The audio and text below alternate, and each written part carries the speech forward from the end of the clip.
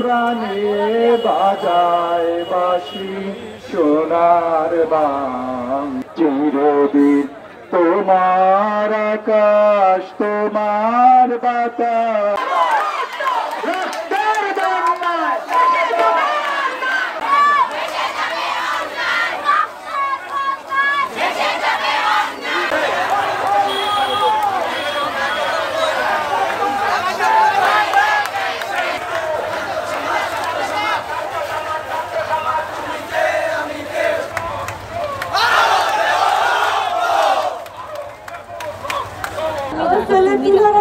ঢাকা তুলনাম কলেজে পড়তো বোনের বাসার থেকে হতো বোনের বাসার থেকে সকালে রাস্তা খেয়ে বাইরেছে 5টা বাজে আমার ছেলে ইন্তেকাল করেছে জীবন দেওয়া রাখতো 5 তারিখে আমার ছেলে শহীদ হয়েছে আমার সুযোগে শহীদ হয়েছে আমি এই বিচার চাই আমার ছেলের বিচার চাই জুমার নামাজ পড়ার পর শহীদ রুহান নামাজ পড়তে গিয়ে তার ভাইদের জন্য 5 কেস পানি নিয়ে গেল, কিছু বিস্কুট কিনে নিয়ে গেল।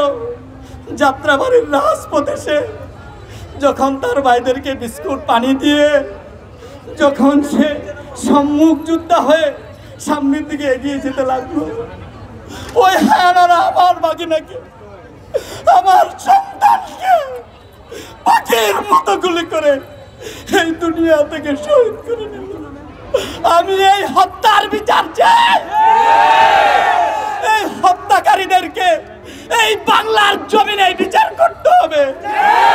আমার ছেলে যখন নামাজ পড়া বাইরেছে তখন তার পায়ে বাড়িতে পালিয়ে দিয়ে এখানে গুলিটা করছে, এখানে গুলিটা বাইরে গেছে, স্পটেই সাথে সাথে মারা গেছে। এনজিওর কিস্তি প্রথমবার বিকাশ পেমেন্ট করলেই 20 টাকা ইনস্ট্যান্ট ক্যাশব্যাক।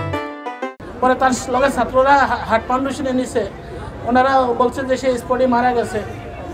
তখন বিকাল 5:30 হয়তো 35 বাজে আমার হমতি মানে ওর মামারা অনেক রিক্সে ওখান থেকে আমার বাড়ি 5 নম্বর ওয়ার্ড পুরসভা রঘুনাথপুর ওখানে নিয়ে আসছে। শনিবার ফজর বছর মাটি জ্বালাইছি।